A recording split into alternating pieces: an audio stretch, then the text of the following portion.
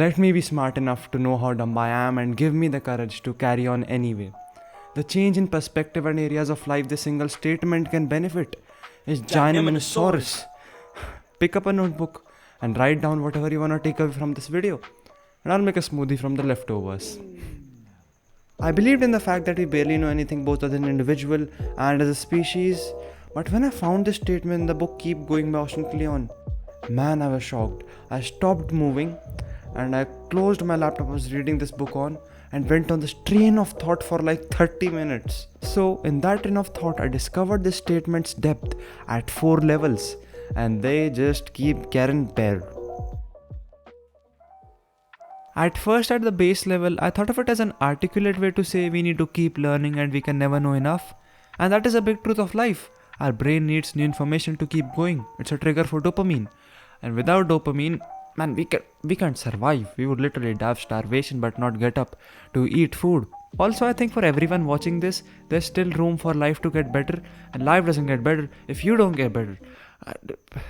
The statement was titled as the Dunning-Kruger prayer in the book, and if you don't know why that is, it's because of the Dunning-Kruger effect, which is a cognitive bias which basically states that a noob doesn't know how much of a noob he is because he doesn't know what he doesn't know, so he thinks he knows quite enough. If that makes any sense. Now, these cognitive biases are like inclinations we have towards an idea or belief, which is mostly because of feelings rather than logic, or sometimes very limited amount of data. Obviously, I'm not saying emotions are not important, but in terms of physical decisions, usually data plays a more important role. Another example of cognitive bias which could be useful for you is the halo effect, which is like we'll trust someone who looks decent and nice in comparison to someone who doesn't, even though they both have the equal chance of being a psychopath or something. So a bias very close to the Dunning-Kruger one is of trusting one's assumptions with barely any information, and that gave me the second realization. About 4 months ago, I saw an old man arguing with the dude that does the beep beep thing with the barcodes at the shopping marts. He was arguing about why the store had cheese which was going to expire in 2 days, and at first I had a negative approach towards him. I thought he was a grumpy old man or something. Then I thought about how fast I made the judgment with barely any information. He could have been poor and would have lost some money over expired food which he didn't eat, and that's why he was angry about it. Or he could have lost some loved one in his family recently, and so many other possibilities. But I decided to make my assumption based on a few seconds of data. Well, this is actually a very natural thing to do. This is the action of biases.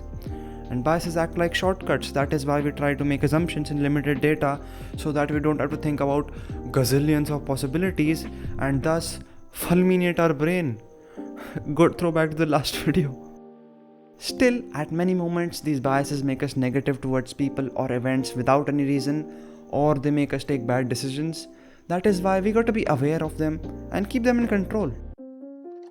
Knowing that we know nothing also brings about balance and acceptance of failure in our life, whether the failures of ours or other people. Like if you ever study psychology, or specifically parenting under psychology, you'll realize how much mistakes your parents made during your childhood and what could have or actually has given you childhood trauma. But embodying the fact that we barely know anything and everyone is just trying to figure it out by hit and miss makes you forgiving. Also, you realize there is a limit to what someone else, for example me, can help you with. Like they can just tell you a few wrong steps they took or the shortcuts they discovered by probability, I guess. But even after all that, if they are worth learning from, they are also constantly hitting and missing to learn just somewhere a bit down the path. Why did I say path? What does that even mean? The final level of benefit is quite unexpected. Even I can't figure out how I thought of it because it's so indirect. Accepting that you know nothing is actually a semi-rational way of optimism. It is an unexpected beacon of hope. If a person was diagnosed with terminal cancer and was given a few months to live, do you really think being rational and statistical would be the best option? The best option is to say we don't 100% ever know. I don't know, the doctors don't know, the statistics gathering people don't know. So many people have cured terminal cancer. They were given a few weeks or months to live and they have cured terminal cancer with very uncommon means. The cancer prevention diet by Michio Kushi, which is a vegan diet based on Zen Buddhism, has actually helped so many people deal from terminal cancer, and they have completely healed it even though they were given a few weeks or months to live. That's absurd, bro. And many people also swear by the carnivore diet. So there are so varying opinions, and both of them kind of work. So we never know. We just gotta keep trying till the last breath, don't we? So in such situations, hope based on the fact that nobody knows everything can actually be the reason that you keep going. If you think embodying we know nothing is depressing or self-deprecating or decreases your self-confidence, that's not it.